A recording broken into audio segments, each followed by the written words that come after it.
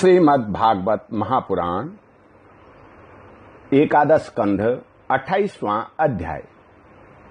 इस अध्याय के अंतर्गत आज आप सुनेंगे परमार्थ निरूपण।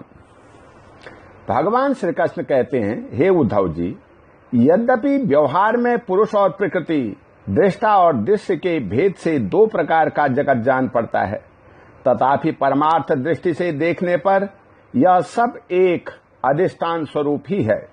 इसलिए किसी के शांत, घोर और मूढ़ स्वभाव तथा उसके अनुसार कर्मों की न स्तुति करनी चाहिए और न निंदा। सर्वदा अद्वैत दृष्टि रखनी चाहिए।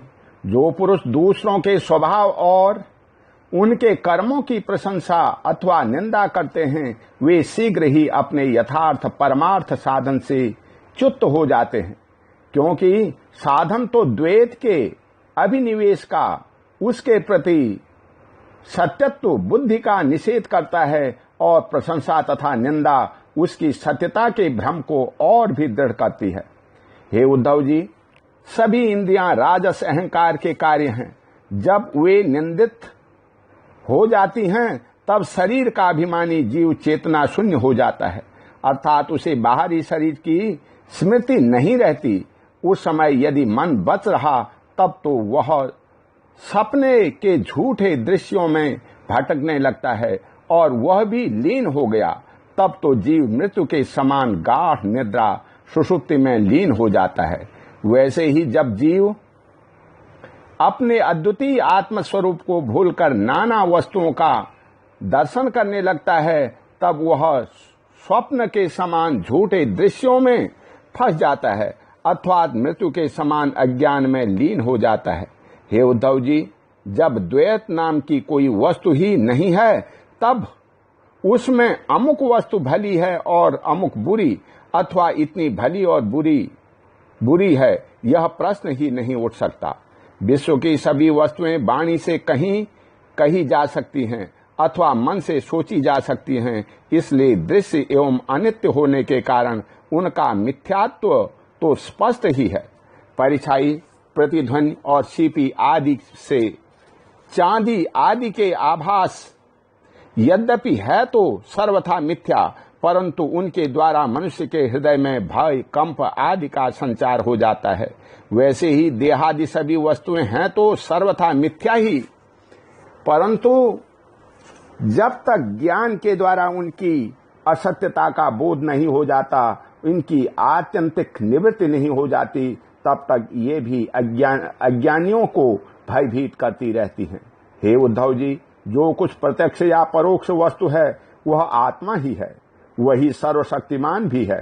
जो कुछ विश्व सृष्टि प्रतीत हो रही है, उसका वह निमित्त कारण तो है ही, उपादान कारण भी है, अर्थात वही विश्व बनता है और वही बनाता भी है, वही रक्षक है और रक्षित भी वही है। सर्वात्मा भगवान ही इसका संहार करते हैं और जिसका संहार होता है वो भी वे ही हैं। अवश्य ही व्यवहार दृष्टि से देखने पर आत्मा इस विश्व से भिन्न है, परंतु आत्म दृष्टि से उसके अतिरिक्त और कोई वस्तु ही नहीं है।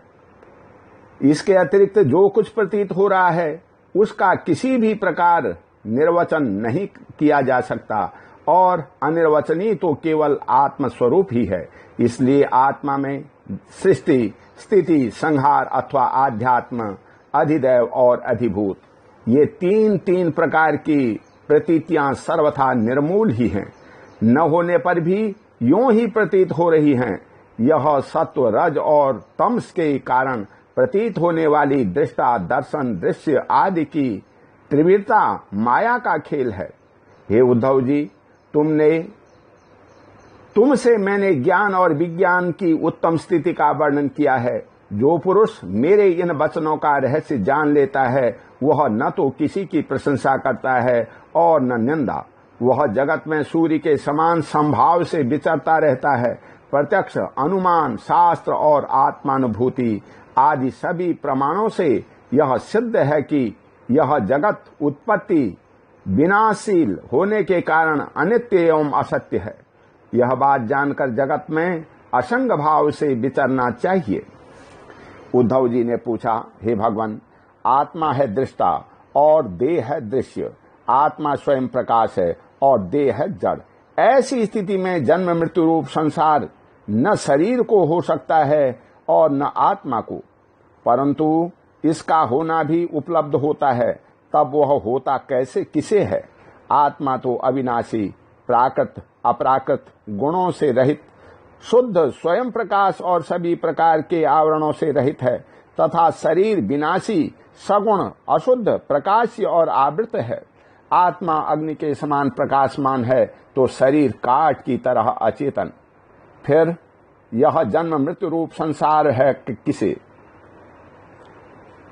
भगवान श्री कृष्ण ने कहा, वस्तुतः प्रिय उद्धव, संसार का अस्तित्व नहीं है।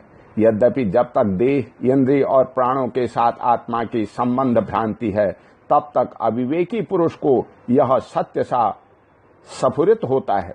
जैसे स्वप्न में अनेकों विपत्तियां आती हैं, पर वास्तव में वे हैं नहीं, फिर भी स्वप्न टूटने तक उनका अस्तित्व नहीं मिटता, वैसे ही संसार के न होने पर भी जो उसमें प्रतीत होने वाले विषयों का चिंतन करते रहते हैं, उनके जन्म मृत्यु रूप संसार की निवृत्ति नहीं होती।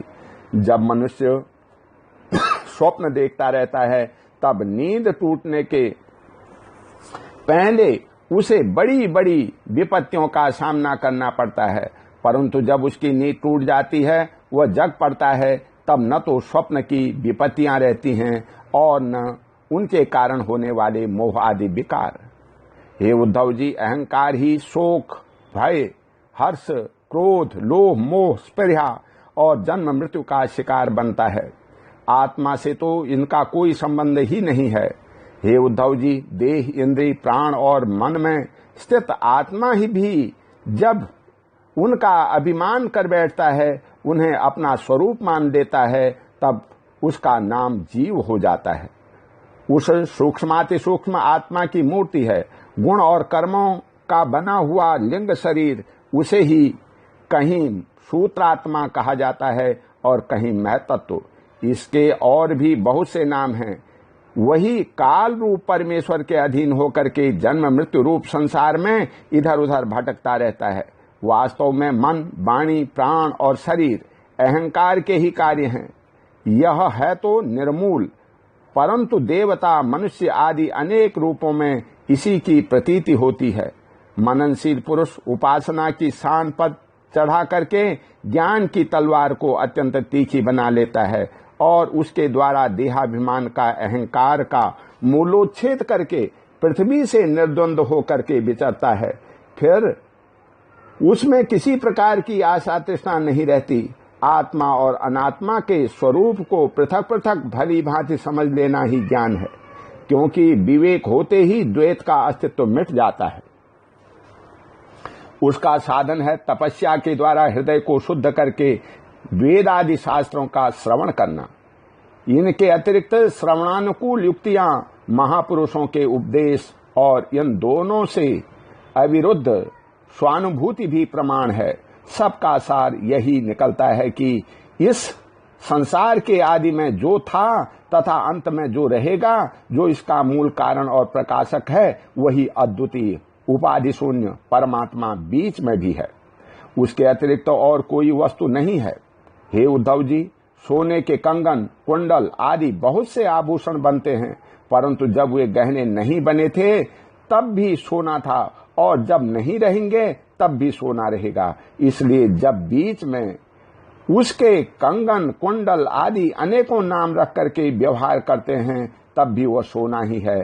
ठीक ऐसे ही जगत का आदि, अंत और मध्य मैं ही हूँ। वास्तव में मैं ही सत्य तत्व हूँ। भाई उद्धव, मन की 3 अवस्थाएं होती हैं, जागृत, स्वप्न और सुषुप्ति। इन अवस्थाओं के कारण 3 ही गुण हैं, सत्व, रज और तम, और जगत के 3 भेद हैं, आध्यात्म, इंद्रियां, अधिभूत, पृथिव्यादि और अधिदैव, कर्ता। ये सभी त्रिविधताएं जिसकी सत्ता से सत्य के समान प्रतीत होती हैं, और समाधि आदि में वह त्रिविधता न रहने पर भी जिसकी सत्ता बनी रहती है, वह तुरीय तत्व इन तीनों से परे और इनमें अनुगत चौथा ब्रह्म तत्व ही सत्य है, जो उत्पत्ति से पहले नहीं था और प्रलय के पश्चात भी नहीं रहेगा। ऐसा समझना चाहिए कि बीच में भी वह है नहीं, केवल कल्पना मात्र, नाम मात्र ही है। यह निश्चित सत्य है कि जो पदार्थ जिससे बनता है और जिसके द्वारा प्रकाशित होता है वही उसका वास्तविक स्वरूप है, वही उसकी परमार्थ सत्ता है। यह मेरा दृढ़ निश्चय है। यह जो विकारमयी राजस सृष्टि है, यह न होने पर भी दिख रही है। यह स्वयं प्रकाश ब्रह्म ही है। इसलिए इंद्रिय, विषय, मन और पंचभूतादि जितने चित्र विचित्र नाम रूप हैं, उनके रूप में ब्रह्म ही प्रतीत हो रहा है। ब्रह्म विचार के साधन हैं। श्रवण, मनन, निधिध्यासन और स्वानुभूति इनमें सहायक हैं आत्मज्ञानी गुरुदेव। इनके द्वारा विचार करके स्पष्ट रूप से देहादि अनात्म पदार्थों का निषेध कर लेना चाहिए। इस प्रकार निषेध के द्वारा आत्म विषयक संदेहों को छिन्न भिन्न करके अपने आनंद स्वरूप आत्मा में ही मग्न हो जाए और सब प्रकार की विषय वासनाओं से रहित हो जाए। निषेध करने की प्रक्रिया यह है कि पृथ्वी का विकार होने के कारण शरीर आत्मा नहीं है। इंद्रिय, उनके अधिष्ठात्र देवता, प्राण, वायु, जल, अग्नि एवं मन भी आत्मा नहीं है, क्योंकि इनका धारण पोषण शरीर के समान ही अन्न के द्वारा होता है। बुद्धि, चित्त, अहंकार, आकाश, पृथ्वी, शब्द आदि विषय और गुणों की साम्यावस्था प्रकृति भी आत्मा नहीं है, क्योंकि ये सब के सब दृढ़ एवं जड़ हैं। हे उद्धव जी, जिसे मेरे स्वरूप का भली भांति ज्ञान हो गया है, उसकी वृत्तियां और इंद्रियां यदि समाहित रहती हैं तो उसे इनसे लाभ क्या है, और यदि ये विक्षिप्त रहती हैं तो उनसे हानि भी क्या है, क्योंकि अंतःकरण और बाह्यकरण सभी गुणमय हैं और आत्मा से इनका कोई संबंध नहीं है। भला आकाश में बादलों के छा जाने अथवा तितर बितर हो जाने से सूर्य का क्या बनना बिगड़ना है। जैसे वायु आकाश को सुखा नहीं सकती, आग जला नहीं सकती, जल भिगो नहीं सकता, धूल धुएं मटमैला नहीं कर सकती और ऋतुओं के गुण गर्मी सर्दी आदि इसे प्रभावित नहीं कर सकते, क्योंकि ये सब आने जाने वाले क्षणिक भाव हैं और आकाश इन सब का एक अधिष्ठान है। वैसे ही सत्वगुण, रजोगुण और तमोगुण की वृत्तियां तथा कर्म अविनाशी आत्मा का स्पर्श नहीं कर पाते। वह तो इनसे सर्वथा परे हैं। इनके द्वारा तो केवल वही संसार में भटकता है जो इनमें अहंकार कर बैठता है। हे उद्धव जी, ऐसा होने पर भी जब तक इन माया निर्मित गुणों और इनके कार्यों का संग सर्वथा त्याग देना चाहिए, जब तक मेरे सुदृढ़ भक्ति योग के द्वारा मन का रजोगुण रूप मल एकदम निकलने जाए। हे उद्धव जी, जैसे भली भांति चिकित्सा न करने पर रोग का समूल नाश नहीं होता, वह बार बार उभर करके मनुष्य को सताया करता है, वैसे ही जिस मन की वासनाएं और कर्मों के संस्कार मिट नहीं गए हैं, जो स्त्री पुत्र आदि में आ सकते हैं, वह बार बार अधूरे योगी को बेधता रहता है और उसे कई बार योग भ्रष्ट भी कर देता है। देवताओं के द्वारा प्रेषित, शिष्य पुत्र आदि के द्वारा किए हुए विघ्नों से यदि कदाचित अधूरा योगी मार्गच्युत हो जाए तो भी वह अपने पूर्वाभ्यास के कारण पुनः योगाभ्यास में ही लग जाता है। कर्म आदि में उसकी प्रवृत्ति नहीं होती। हे उद्धव जी, जीव संस्कार आदि से प्रेरित होकर के जन्म से लेकर मृत्यु पर्यंत कर्म में ही लगा रहता है और उनमें इष्ट अनिष्ट बुद्धि करके हर्ष विषाद आदि विकारों को प्राप्त होता रहता है। परंतु जो तत्व का साक्षात्कार कर लेता है, वह प्रकृति में स्थित रहने पर भी, संस्कारानुसार कर्म होते रहने पर भी उसमें इष्ट अनिष्ट बुद्धि करके हर्ष विषाद आदि विकारों से युक्त नहीं होता, क्योंकि आनंद स्वरूप आत्मा के साक्षात्कार से उसकी संसार संबंधी सभी आशा तृष्णाएं पहले ही नष्ट हो चुकी होती हैं। जो अपने स्वरूप में स्थित हो गया है, उसे इस बात का भी पता नहीं रहता कि शरीर खड़ा है या बैठा, चल रहा है या सो रहा है, मलमूत्र त्याग रहा है या भोजन कर रहा है, अथवा और कोई स्वाभाविक कर्म कर रहा है, क्योंकि उसकी वृत्ति तो आत्मस्वरूप में स्थित ब्रह्माकार रहती है। यदि ज्ञानी पुरुष की दृष्टि में इंद्रियों के विविध बाह्य विषय जो कि असत हैं आते भी हैं, तो वह उन्हें अपने आत्मा से भिन्न नहीं मानता, क्योंकि वे युक्तियों, प्रमाणों और स्वानुभूति से सिद्ध नहीं होते। जैसे नींद टूट जाने पर स्वप्न में दिखे हुए और जागने पर तिरोहित हुए पदार्थों को कोई सत्य नहीं मानता, वैसे ही ज्ञानी पुरुष भी अपने से भिन्न प्रतिमान पदार्थों को सत्य नहीं मानते। हे उद्धव जी, इसका यह अर्थ नहीं है कि अज्ञानी ने आत्मा का त्याग कर दिया है और ज्ञानी उसको ग्रहण करता है। इसका तात्पर्य केवल इतना ही है कि अनेक प्रकार के गुणों और कर्मों से युक्त देह, इंद्रिय आदि पदार्थ पहले अज्ञान के कारण आत्मा से अभिन्न मान लिए गए थे। उनका विवेक नहीं था। जब आत्मदृष्टि होने पर अज्ञान और उसके कार्यों की निवृत्ति हो जाती है, इसलिए अज्ञान की निवृत्ति भी अभीष्ट है। निवृत्तियों के द्वारा न तो आत्मा का ग्रहण हो सकता है और न त्याग। जैसे सूर्य उदय होकर के मनुष्यों के नेत्रों के सामने से अंधकार का पर्दा हटा देते हैं, किसी नई वस्तु का निर्माण नहीं करते, वैसे ही मेरे स्वरूप का दृढ़ अपरोक्ष ज्ञान पुरुष के बुद्धिगत अज्ञान का आवरण नष्ट कर देता है। वह यंत्र रूप से किसी वस्तु का अनुभव नहीं करता। हे उद्धव जी, आत्मा नित्य अपरोक्ष है, उसकी प्राप्ति नहीं करनी चाहिए। वह स्वयं प्रकाश है, उसमें अज्ञान आदि किसी प्रकार के विकार नहीं हैं। वह जन्म रहित है, अर्थात कभी किसी प्रकार की वृत्ति में आरूढ़ नहीं होता, इसलिए अप्रमेय है। ज्ञान आदि के द्वारा उसका संस्कार भी नहीं किया जा सकता। आत्मा में देश, काल और वस्तुकृत परिच्छेद न होने के कारण अस्तित्व, बुद्धि, वृद्धि, परिवर्तन, ह्रास और विनाश उसका स्पर्श भी नहीं कर सकते। सबकी और सब प्रकार की अनुभूतियां आत्मस्वरूप ही हैं। जब मन और वाणी आत्मा को अपना अविषय समझकर निवृत्त हो जाते हैं, तब वही सजाति, विजाति और स्वगत भेद से शून्य एक अद्वितीय रह जाता है। व्यवहार दृष्टि से उसके स्वरूप का वाणी और प्राण आदि के प्रवर्तक के रूप में निरूपण किया जाता है। हे उद्धव जी, अद्वितीय आत्म तत्व से अर्थहीन नामों के द्वारा विविधता मान लेना ही मन का भ्रम है, अज्ञान है। सचमुच यह बहुत बड़ा मोह है, क्योंकि अपने आत्मा के अतिरिक्त उस भ्रम का भी और कोई अधिष्ठान नहीं है। अधिष्ठान सत्ता में अध्यस्त की सत्ता है ही नहीं, इसलिए सब कुछ आत्मा ही है। बहुत से पंडिताभिमानी लोग ऐसा कहते हैं कि यह पांच भौतिक द्वैत विभिन्न नामों और रूपों में इंद्रियों के द्वारा ग्रहण किया जाता है, इसलिए सत्य है। परंतु यह तो अर्थहीन वाणी का आडंबर मात्र है, क्योंकि तत्वतः तो इंद्रियों की पृथक सत्ता ही सिद्ध नहीं होती, फिर वे किसी को प्रमाणित कैसे करेंगी। हे उद्धव जी, यदि योग साधना पूर्ण होने के पहले ही किसी साधक का शरीर रोग आदि उपद्रवों से पीड़ित हो, तो उसे इन उपायों का आश्रय लेना चाहिए। गर्मी, ठंडक आदि को चंद्रमा, सूर्य आदि की धारणा के द्वारा, वात आदि रोगों को वायु धारणा युक्त आसनों के द्वारा और ग्रह सर्पादिकृत विघ्नों को तपस्या, मंत्र एवं औषधि के द्वारा नष्ट कर डालना चाहिए।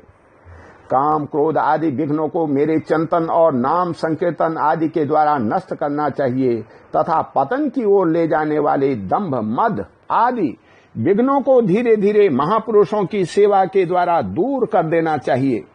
कोई मनस्वी योगी विविध उपायों के द्वारा इस शरीर को सुदृढ़ और युवावस्था में स्थिर करके फिर अणिमा आदि सिद्धियों के लिए योग साधन करते हैं, परंतु बुद्धिमान पुरुष ऐसे विचार का समर्थन नहीं करते, क्योंकि यह तो एक व्यर्थ प्रयास है। वृक्ष में लगे हुए फल के समान इस शरीर का नाश तो असंभावी है। यदि कदाचित बहुत दिनों तक निरंतर और आदर पूर्वक योग साधना करते रहने पर शरीर सुदृढ़ भी हो जाए, तब भी बुद्धिमान पुरुष को अपनी साधना छोड़ करके उतने में ही संतोष नहीं कर लेना चाहिए, उसे तो सर्वदा मेरी प्राप्ति के लिए ही संलग्न रहना चाहिए। जो साधक मेरा आश्रय लेकर मेरे द्वारा कही हुई योग साधना में संलग्न रहता है, उसे कोई भी विघ्न बाधा डिगा नहीं सकती। उसकी सारी कामनाएं नष्ट हो जाती हैं और वह आत्मानंद की अनुभूति में मग्न हो जाता है। ओम शांति ही। बोल श्री कृष्ण भगवान की जय।